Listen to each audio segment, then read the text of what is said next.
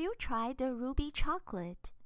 It's a relatively new variety of chocolate, introduced in 2017 by Barry Callebaut, a Swiss chocolate manufacturer.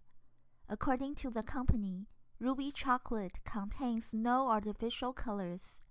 It's naturally pink, made from certain cacao beans that grow in Ecuador, Brazil, or Ivory Coast. While ruby chocolate gets increasingly popular, the future of all chocolate is not looking so rosy. One of the most urgent concerns is cadmium, a heavy metal that lurks in cacao beans.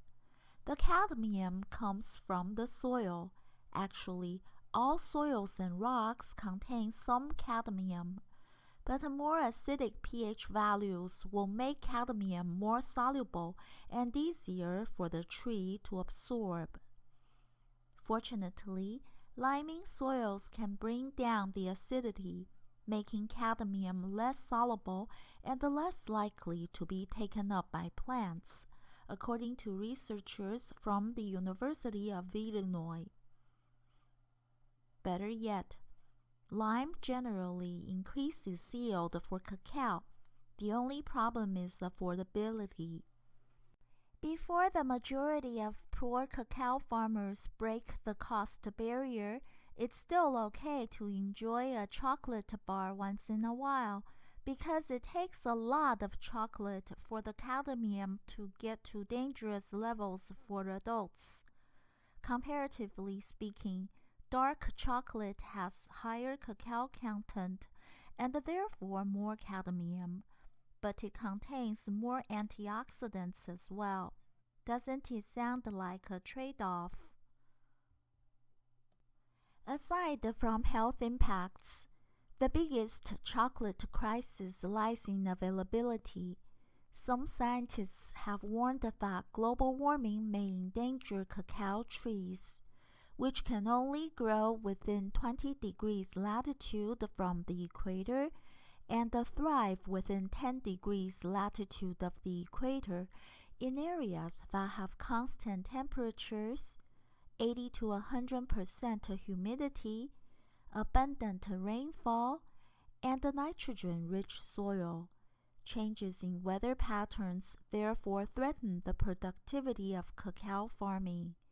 Research conducted by the Intergovernmental Panel on Climate Change predicts that the climate by 2050 will be hard on cocoa production.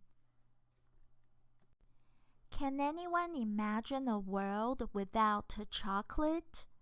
Scientists will definitely try their best to prevent that from happening. Besides reducing greenhouse gas emissions, another way is to create genetically modified cacao plants that can resist fungal diseases and live in a broader set of conditions.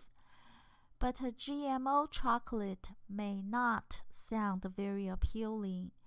Alternatively, a food company named Dr. Eco is helping farmers pursue agroforestry, which means growing cacao trees among other crops under the canopy of a forest.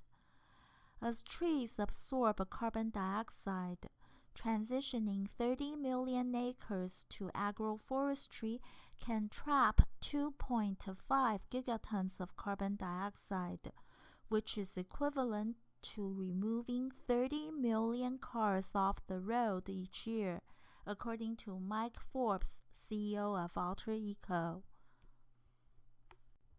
If that really happens, then we will still be able to indulge in chocolate in 2050 while breathing cleaner air. Let's hope for a sustainable future of chocolate.